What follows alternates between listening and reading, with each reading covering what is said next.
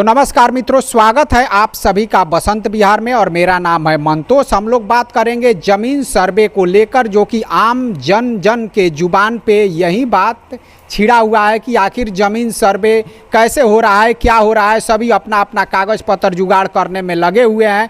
किसी का मिल रहा है, किसी का नहीं मिल रहा है। सभी के जुबान पे यही है, सर्वे का ही चर्चा आज सरेआम हो चुका है। और इसमें जो है, जो आजकल जो भी हैं हल्का कर्मचारी वगैरह हैं या जो अंचलाधिकारी हैं, इन लोगों को कहीं ना कहीं अवसर मिल गया है और ऊपरी आमदनी का इसमें बहुत बेहतरीन अवसर मिल गया है। लोग जाते हैं, रसीद वगैरह कटाते हैं, और रसीद तो मान लीजिए कि रसीद का जो पैसा है वो तो देना ही देना है, लेकिन उसके बावजूद भी बहुत सारे घूस लिए जाते हैं, रिश्वत लिए जाते हैं, जिससे जो आम जन है वो पूरी तरीके से त्रस्त हो चुके हैं। और बिना घूस का अगर आप अंचल में चले जाइए तो कोई कार्य होता नहीं है। और ये सर्वे मान लीजिए कि अब क्या होगा और क्या नहीं होगा, अब ये तो फिलहाल संशय में है, लेकिन जो रिश्वत है वो कहीं ना कहीं हकीकत है। चलिए, हमारे साथ यहाँ पे केबी सिंह जी हैं और उपेंद्र तिवारी हैं। हम इनसे बातचीत करेंगे, बहुत से मुद्दों पे बातचीत करेंगे जो सर्वे को लेकर है, और इसमें कई त्रुटियां हैं। सरकार भी खुद असमंजस में है, लेकिन फिलहाल जो रिश्वतखोरी है वो अपने चरम पे है। जो कर्मचारी लोग हैं वो पूरी तरीके से माल चाप रहे हैं। जो अंचलाधिकारी हैं उन लोगों को भी पूरी तरीके से इसमें लॉटरी लगा हुआ है। केबी साहब, क्या कहेंगे इस पूरे मैटर को लेकर? जो रिश्वतखोरी है, जाते हैं रसीद कटाने, रसीद कटता है 100 रुपये का, 1000 2000 रुपये घूस लिया जाता है, तो अभी जाकर काटा जाता है और लोगों में बेचैनी है ही है। क्या स्थिति है कि व्यवस्था ने रिश्वत से कर ली सगाई। आज रिश्वत का ही बोलबाला है। कहीं जाइए कर्मचारी के पास चले जाइए, रसीद कटाने का अभी फिलहाल की परिस्थिति लगा हुआ है और वहाँ पे पैसे बरस रहे हैं। आप लोगों का देखा हुआ है। अभी नीतीश कुमार जी हों या उनके कैबिनेट के मैक्सिमम लोग, सब लोग बिहार आंदोलन से आए हैं। बिहार आंदोलन में जयप्रकाश जी कहते थे करप्शन ऊपर से आता है। हाँ। अब देखिए ना, राजस्व मंत्री कौन है? विकास नहीं, राजस्व मंत्री कौन है? दिलीप बाबू। और दिलीप बाबू एक दल के अध्यक्ष भी हैं। हर जिला में जाते हैं। अपने गांव जाते हैं या नहीं? गांव भी जाते होंगे। गांव के लोग समस्या लेके आते हैं, पर मुख्यमंत्री को जनता दरबार लगाना पड़ता है। अब फिर भी करप्शन जा नहीं रहा है। क्या कारण है भाई? जबकि करप्शन ही वहाँ पे कहा जाता है। लोग अपने तकलीफ इसी को लेकर के लोग जाते हैं। 2-4 रोज होते हैं, तो इसमें तो यही ना माना जाए कि कहीं ना कहीं जो सरकार अव्वल दर्जे की जो शीर्ष की कुर्सी है सरकार की, वही इसमें लिप्त है। ये माना जाएगा, वही इसमें लिप्त है, माना जाएगा। यही जब मान लीजिए कि जनता दरबार लगाते हैं नीतीश कुमार, उसमें हर एक तरीके का करप्शन का खबर जाता है। हाँ, ठीक है, डीएम के पास जाता है, शनिवार को थाना, और सभी उससे 2-4 होते हैं कि इस तरीके का भ्रष्टाचार है, उसके बावजूद भी इस पे कोई कार्रवाई नहीं किया जाता है। शनिवार को लगती है ना जनता दरबार, लगती है या नहीं? किसी को कोई कागज मिलता है कि ये फैसला हुआ? कोई कागज मिलता है? कुछ नहीं मिलता है, बस खाना पूर्ति कर दिया जाता है। कहा जाता है कि थाना प्रभारी और सीओ साहब करेंगे। कभी सीओ साहब मान लीजिए चले भी गए तो मैक्सिमम आपको अफसर इंचार्ज जिनको कहते हैं वहाँ पे लाव लपेट कर दिया जाता है, किसी तरीके से लपेट करके, और खाना पूर्ति भी ठीक से नहीं होती है। उसका कुछ निर्णय ही नहीं निकल पाता है। इन सब चीज़ों को जब तक काबू में नहीं करिएगा, जब तक ये सही ढंग से काम नहीं करेंगे, तब तक कैसे होगा? सेटलमेंट पूरा नहीं है, अप टू डेट हो जाए, लेकिन कैसे कर रहे हैं, ये दिक्कत की बात है। तिवारी जी से हम बात कर लेते हैं। तिवारी जी, ये जमीन का चीज़ है। जमीन के लिए, धरती के लिए आपको बार बार महाभारत हो या उसके बाद के जो युद्ध होते हैं, किस लिए होते हैं? आदमी बहुत आसान नहीं है कि छोड़ दे आपको। वो उसका जमीन जाएगा तो बेमनत से बढ़ेगी, तो समाज में बेमनत से नहीं बढ़े, इसके लिए सरकार को सोच करके विवेकपूर्ण ढंग से कोई निर्णय लेना चाहिए।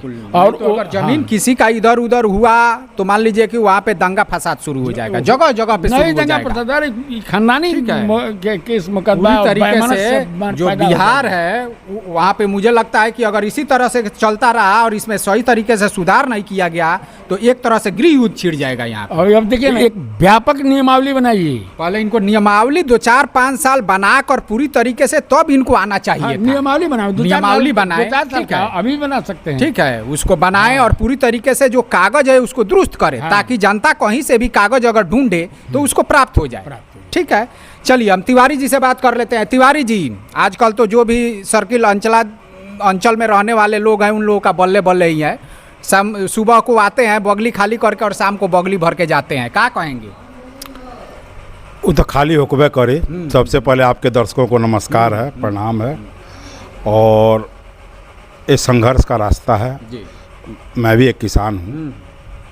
देखिए इसमें जो मूल समस्या है ना कि आप परसेंटेज देखिएगा, गांव में परदादा के नाम से ज़मीन है, लोग मार्फती काट के रसीद से अपना काम चला लेता था। नहीं भी कटा है। बहुत लोगों का रसीद नहीं भी कटा, रजिस्ट्री हो गया तो कभी छपरा रजिस्ट्री होता था, कभी बड़हरिया रजिस्ट्री होता था, कभी गोपालगंज होता था। पुराने समय में बड़हरिया और छपरा होता था।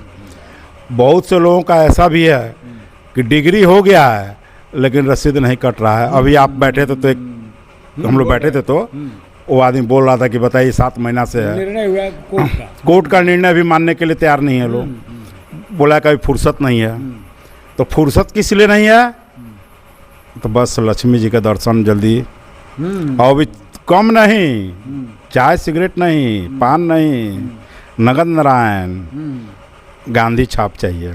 20,000, 25,000, 50,000, 20,000, 25,000, 50,000 कहीं तक दाल इसमें में काला लेनदेन है। होता रहता है। और रजिस्ट्री का पेपर कौन देगा? मान लीजिए किसी व्यक्ति ने रजिस्ट्री कराया, खो गया है, दाखिल खारिज करा नहीं सका, उसका जो रजिस्ट्री का कागज है वो सरकार मुहैया कराएगी ना।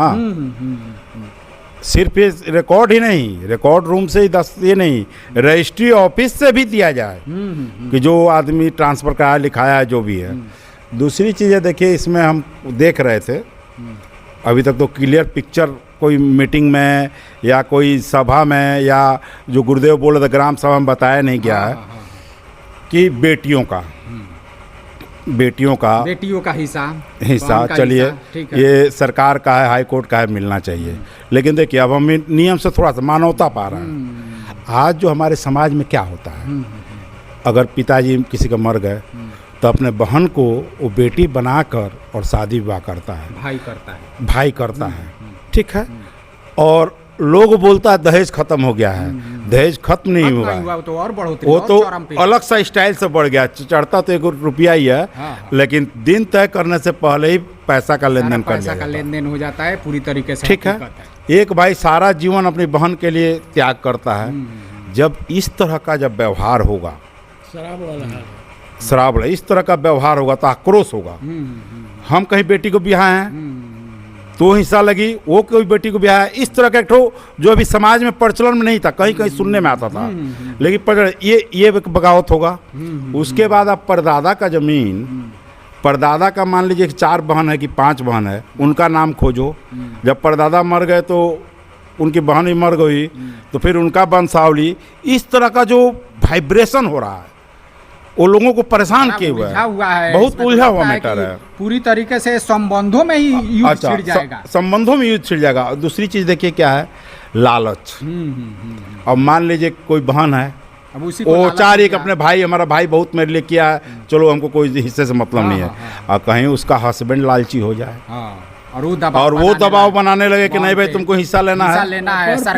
सरकार ने साबित कर ही दिया है। ठीक है, तो ये जो मानवता, ये जो हम लोग का सांस्कृतिक जो परिवेश चल रहा था, पहले में भी दहेज में क्या था कि चलो ठीक है, उसको रूप बदल दिया गया कि चलो लड़की का है भाई, कोई बोलता है 5 कट्ठा जमीन लिख अपना बहन के दे दे। आज बहुत जगह देखिएगा जब आदमी बेटी का शादी पैसा नहीं मिलता अपना जमीन बेच देता है। ठीक है, वो किसका जमीन बेचा? पहला सवाल, साइन तो उसका है। कहा है कि हम लोग यहाँ प्रथा है कि बहन बेटी कोर्ट में नहीं जाएगी। अब वो बहन चढ़ाई कर दे कि नहीं अब हमारा हिस्सा दो, तो कोर्ट में उस भाई के दिल पे तो बड़ा बिजली गिरेगा। आज भी समाज में प्रचलन कि बहन हो, औरत हो, माँ हो, वो जल्दी कोर्ट में नहीं, गार्जियन जो है वो नहीं चाहता है कोर्ट के लफड़ा में ये लोग जाएं। आप देख रहे हैं वो मजबूरी अलग अलग है, मैं उस विषय पर नहीं जाना चाहता। मैं वैसा ये है कि इस चीज़ को सहज किया जाए। क्या क्या सहज किया जाए, मेरे जो अपने दिल में आता है कि सबसे पहले आप रजिस्ट्री ऑफिस के रिकॉर्ड को ठीक कर दीजिए। रिकॉर्ड रूम के रिकॉर्ड को ठीक कर दीजिए, नेट पर डाल दीजिए। नेट पर डालिए, ठीक है। उसके बाद आप घूमिए, जो आदमी जहाँ पर बस गया है 40 साल 50 साल से वो ज़मीन किसी की हो, उसको मुहैया करा उसको ज़मीन दे दिया जाए। बिल्कुल। क्योंकि अगर 40 साल में डिस्प्यूट नहीं है तो फिर अभी डिस्प्यूट क्यों? अगर किसी का डिस्प्यूट होगा तो कोई कंप्लेन उस समय ही होना चाहिए।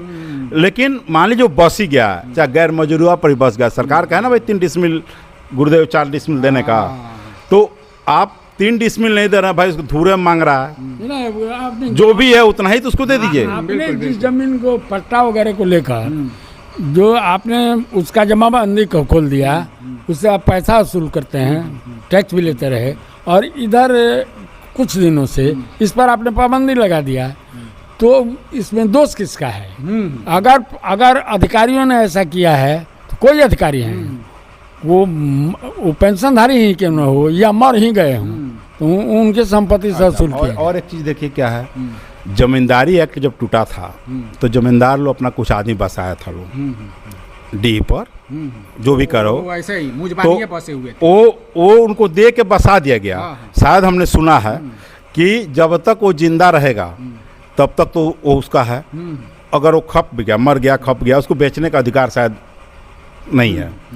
वो जो जमीन है डी बसकृत का, वो मलिकान के नाम से है, मालिक को जरूरत नहीं है, मालिक प्रिपेयर्ड है, जो भी जमीन दिया उसका खानदान ही प्रिपेयर्ड है कि हमने दे दिया है, आप उसको चढ़ा दीजिए, वो एक ठीक है प्रक्रिया, उसके नाम पर कर दीजिए, वो प्रक्रिया ठीक है। आप वो चाहे गैर मजरूआ हो चाहे जो उसके नाम पर कर दीजिए। बिल्कुल। ये 2 करने के बाद आप लोगों को नेट पर जो हम बोले हैं उसको चढ़ाइए और टाइम देकर मुहैया बनाइए। दूसरी चीज है कि जो मर गए हैं उस बात को खत्म कीजिए और मृत्यु प्रमाण पत्र वगैरह का बात हटाइए। मृत्यु प्रमाण पत्र कहाँ लोग ढूंढने जाएंगे यहाँ से? दो बात सुनिए ना, जब मृत्यु प्रमाण पत्र बनता ही नहीं था, ठीक है। दूसरे 200 वर्ष पहले कहाँ से? अच्छा, उसका सुनिए ना, कौन है जो साबित करेगा कि मृत्यु नहीं, मृत्यु प्रमाण पत्र में गवाही लगता है। चौकीदार 20 बरस का लड़का है तो 30 बरस का लड़का है, हम बात कर रहे हैं परदादा का, तो सब 100-150 बरस पहले, तो कहाँ से क्या कौन भाई प्रूफ करेगा? दूसरी जो समस्या है कि ये सब करने के बाद ग्राम में पंचायत स्तर पर या टोले स्तर पर, पंचायत नहीं टोले स्तर पर, वार्ड स्तर पर एक बैठक करें और लोगों को विश्वास में लिया जाए, उनको सही ढंग से समझाया जाए। इसमें किसी तरह की घबराने की जरूरत नहीं है। और ये जो प्रक्रिया है, सर्वे की प्रक्रिया, ये साल दर साल मुझे लगता है कि चलती रहेगी। ठीक है, इतनी जल्दी होने वाली नहीं है। जब तक इस तरह भी तीन बार वो कह रहे हैं ना, 3 बार हम देखेंगे इसको, 3 समय 3 अवसर आपको दिया जाएगा, तो बहुत परेशान मत होइए। और ऐसा नहीं है, बहुत से लोग कहते हैं कि क्या हमारा कागज नहीं मिलेगा तो सरकार जमीन ले लेगी। ऐसा कहाँ से सरकार जमीन ले लेगी भाई? ऐसे ही थोड़े सरकार जमीन ले लेगी। इसमें किसी भी तरह की घबराने की जनता को जरूरत नहीं है। सबसे पहले तो बात हमको एक बात, लोग भी ऐसा कह देता है, एक छोटा सा बात बताइए। वो सोचते हैं कि भाई ये जल्दी घबराएंगे और माल लाकर हमको लाएंगे, इसको बंद करें। इसीलिए वो लोग, सरकार तो कहती भी छोटी सी अखबार वगैरह में दे रही है, लोगों को उसको भी पढ़ना चाहिए। देखिए, लाल घूस घास का जो प्रक्रिया है वो पूरी तरीके से धड़ल्ले से चल रहा है, इसमें कोई कमी नहीं है। तो चलिए, इसी के साथ इस वीडियो को हम समाप्त करते हैं। आप लोग कमेंट बॉक्स में अगर आपका कोई सवाल हो तो आप हमसे पूछ सकते हैं और हम अपने विशेषज्ञों से उस सवाल का जवाब जरूर पूछेंगे। तब तक के लिए नमस्कार।